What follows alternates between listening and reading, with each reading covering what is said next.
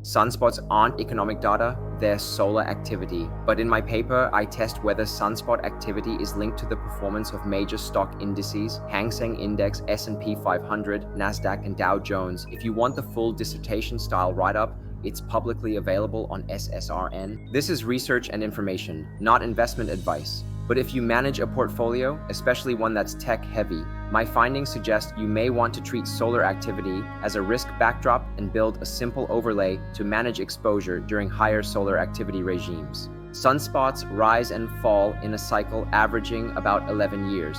When the sun is more active around solar maximum, there's more space weather, including events that can contribute to geomagnetic storms on Earth. My paper doesn't claim sunspots cause stock crashes.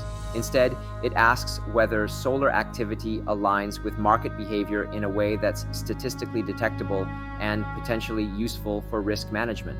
Here's the backbone of my approach. I used sunspot data from SIDC and market index data from Yahoo Finance. Then I ran Spearman rank correlation, which is useful when data isn't perfectly normal and can contain outliers, common in markets. Most importantly, I tested lead lag structures. So not just same month versus same month, but also what happens when sunspot activity leads markets by months or even years.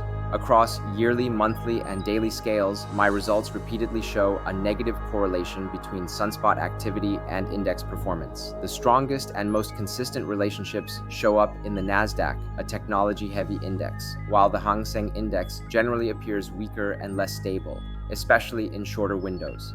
A key feature of my paper is that the relationship often looks strongest when solar activity comes first. On yearly data, the correlations are most pronounced when sunspots lead by 1 to 3 years. On monthly data, NASDAQ in particular shows strong negative correlations when sunspots lead by 1 to 12 months. Daily results also show negative relationships around the same time or with short leads, though daily data is noisier by nature.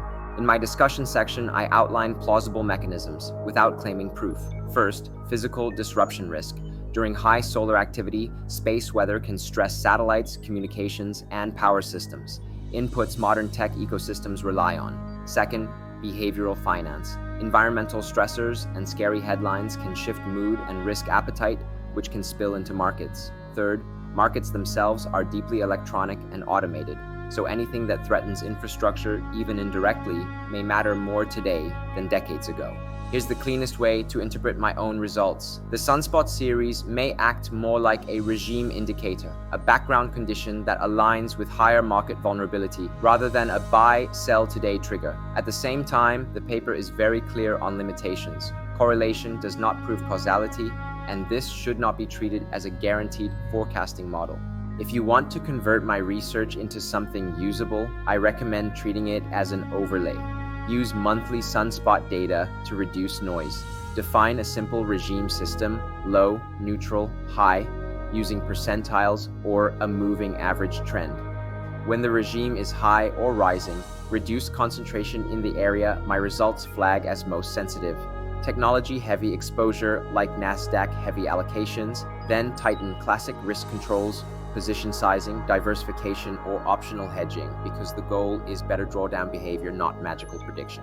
Here's what that could look like. If you normally hold a meaningful tech sleeve, you could temporarily rotate a portion, say 5 to 15%, into a broader or more defensive sleeve when solar activity is high or rising. You can also reduce leverage and tighten risk limits. This aligns with how my paper frames the use case, long-term risk management, especially for tech-focused portfolios.